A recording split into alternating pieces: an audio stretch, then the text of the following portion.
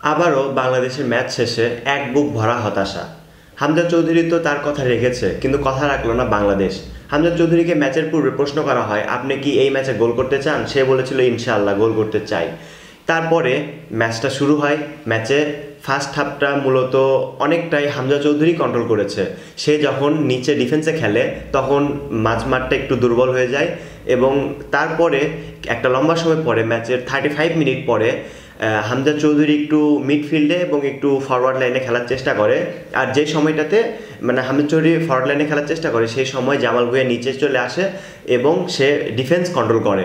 এই দুইটা player up down করে, দুইজন প্লেয়ার খুব ভালোভাবেই ম্যাচ করতেছিল। আর যে সময় সমিত সোমের অ্যাবসেন্সটা একটু ভালোভাবে টের পাওয়া গেছে, যে সমিত সোম থাকলে হয়তো বা ডিফেন্সটা আরেকটু স্ট্রং হতো, হামজা চৌধুরী হয়তো বা একটু ফরওয়ার্ড লাইনে খেলার সুযোগ পেতে পারতো অ্যাটাকিং মিডফিল্ডার হিসেবে। আর যেটা ফার্স্ট হাফে আমরা একদমই সুযোগ পাই নাই। আর ফার্স্ট হাফে বাংলাদেশ যে গোলটা কনসিড করে, সেই গোলটা একদম বাংলাদেশ ডিজার্ভ করতো। কেননা বাংলাদেশ এত পরিমাণে পাস খেলতেছিল যে তারা কোনো শ্যুট করার বা তারা চান্স ক্রিয়েট করার অ্যাটেম্প নিচ্ছিল না। তারা শুধু পাসই খেলে যাচ্ছে।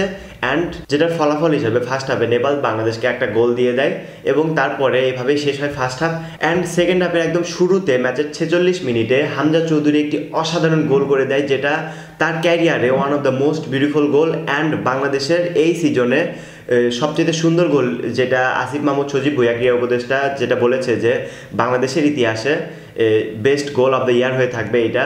অ্যান্ড আমার মনে হয় এইটা ক্রিস্টিয়ানো রোনাল্ডো যে জুভেন্টাসের এগেনস্টে 2017 সালে একটা গোল করেছিল দানি কারভালের অ্যাসিস্ট থেকে, যে বাইসাইকেল কিকটা তার ক্যারিয়ারে সবচেয়ে সুন্দর গোল হিসাবে ধরা হয়, সেই গোলের সাথে আমার এটা তুলনা করতে ইচ্ছা করতেছে, যে প্রায় একই রকম গোলটা হয়েছে। আমার মনে হচ্ছে ওইটার চেয়ে এটা এর অনেক ভালো গোল হয়েছিল। এই ম্যাচটা যারা ম্যাচে বসে সরাসরি দেখেছে তারা অনেক লাকি, কেননা তারা এই গোলটা সরাসরি উপভোগ করতে পেরেছে। অ্যান্ড তার কিছু সময় পরে রাকিব হোসেন তার ট্যালেন্টের মাধ্যমে একটা পেনাল্টি উইন করে, যেই পেনাল্টিটা শ্যুট করে হামজা চৌধুরী। অ্যান্ড ওই পেনাল্টি যদি আপনি কন্ট্রোভার্চুয়াল বলতে চান, এটা বলার কোনো সুযোগ নেই, কেননা প্রথম টাচটা রাকিব হোসেনেরই ছিল। নেপালের ডিফেন্স হাত দিয়ে একটু আঘাত করে, যেটা ইচ্ছাকৃতভাবে না হলেও সে পিছন থেকে যেহেতু বল নিয়ে গেছে, আর বলটাতে রাকিব হোসেনের টোটাল টাচ ছিল, রাকিব হোসেনের টাচেই বলটা বেরিয়েছে, যেখান থেকে রেফারি সরাসরি পেনাল্টি দিয়ে দেয়, কোনো আপিল চলে নাই। আপিল করেছে নেপাল, কিন্তু সেখানে কোনো কাজ হয় নাই। এবং হামজা চৌধুরী এই ম্যাচ শেষে বাংলাদেশের হয়ে 5 ম্যাচে 4টি গোল করে ফেলে, যেটা কিনা একজন ডিফেন্স হিসাবে অনেক বেশি। হামজা চৌধুরীকে তো ম্যাক্সিমাম টাইম ডিফেন্সেই খেলতে হয়, সে মাঝে মাঝে একটু সময় নিয়ে একটু চান্স ক্রিয়েট করে, তারপরে একটু ফরওয়ার্ড লাইনে খেলার চেষ্টা করে। এবং সে যেই মুহূর্তে ফরওয়ার্ড লাইনে খেলে, সেই মুহূর্তে কিন্তু জামাল ভুঁইয়া অথবা অন্য কোনো একটা মেইন ফরওয়ার্ড লাইন থেকে অথবা মিডফিল্ড লাইন থেকে ডিফেন্সে নামতে হয়। হামজা চৌধুরী যখন ফরওয়ার্ড লাইনে খেলে তখন ডিফেন্স দুর্বল হয়ে যায়, মিডফিল্ড দুর্বল হয়ে যায়, এবং হামজা চৌধুরী যখন ডিফেন্সে খেলে তখন মিডফিল্ড এবং ফরওয়ার্ড লাইন অনেক দুর্বল হয়ে যায়। এই সমস্যা থেকে বাংলাদেশকে একটু বেরিয়ে আসতে হবে, কেননা একটা প্লেয়ার দিয়ে কতটুকু আর ডিপেন্ডেন্ট হওয়া যায়।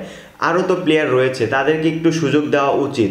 আর আজকের ম্যাচের যেই দুইটা বড় ভয়ের বিষয় ছিল, হামজার ইনজুরি অ্যান্ড জায়ানের ইনজুরি। জায়ান আহমেদকে প্রশ্ন করা হয় এইটা কতটুকু সিরিয়াস ইনজুরি, সে বলে নাথিং সিরিয়াস। সে প্রকাশ করে দিয়েছে যে এটা কোনো মেজর কিছু না। অ্যান্ড হামজা চৌধুরীর সেম বক্তব্য ছিল, ইন্ডিয়ার ম্যাচকে ফোকাস করেছে তারা, অ্যান্ড ইন্ডিয়ার ম্যাচের জন্য তারা যথেষ্ট প্রস্তুতি হিসাবে বলেছে।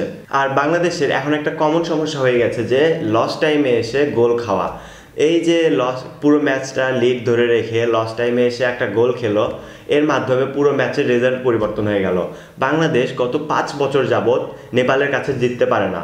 এর মাঝে কয়েকটা ম্যাচ ড্র করেছে, কিন্তু একটা ম্যাচ জিততে পারে নাই। এই হ্যাভিয়ার ক্যাবরেরা তার ক্যারিয়ারে একটা ম্যাচও নেপালের এগেনস্টে জিততে পারে নাই, হেরেছে অথবা ড্র করেছে। বাংলাদেশ লাস্ট 5 বছর যাবৎ একটা টিমের সাথে জিততে পারে না, এটা বুঝতে পারতেছেন আপনি? সেই টিম কিন্তু আহামরি কোনো বড় টিম না। বর্তমানে বাংলাদেশের যে স্কোয়াড রয়েছে, সেই স্কোয়াড অনুযায়ী নেপাল কোনো বড় টিম না। তারা যদি আগে বাংলাদেশের যে টিমটা ছিল ওইটার সাথে যদি জিততো, তাহলে তাদের কাছে খুশির বিষয় ছিল। অ্যান্ড ওই টিমের সাথে যদি তারা ড্র করতো, তাহলে তারা অনেকটা মন খারাপ হয়ে ফিরে যেত। কিন্তু আজকের ম্যাচে বাংলাদেশের সাথে তারা ড্র করে ফিরেছে এবং তারা অনেক খুশি হয়ে ফিরেছে।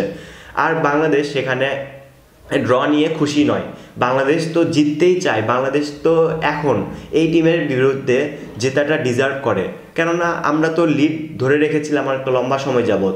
কেননা আমরা লস টাইমে এসে আমরা কেন গোল কনসিড করব? অ্যান্ড এই ভুল ডিসিশনটা আমরা হংকং চায়নার এগেনস্টেও হোম ম্যাচে করেছি। যখন যেটা হামজা চৌধুরী বলেছিল, আমাদের টিম ভেবেছে ম্যাচ শেষ, কিন্তু সেখানেই তারা আবার শুরু করেছে। এটা আমাদের একটা ফলস হয়ে গেছে। আমরা বারবার লস টাইম এসে গোল কনসিড করছি। এটা ইন্ডিয়া ম্যাচে আমাদেরকে অনেক ভালোভাবে ফোকাস দিতে হবে। তো গাইস, আশা করি ভালো থাকবেন, সুস্থ থাকবেন। আল্লাহ হাফেজ।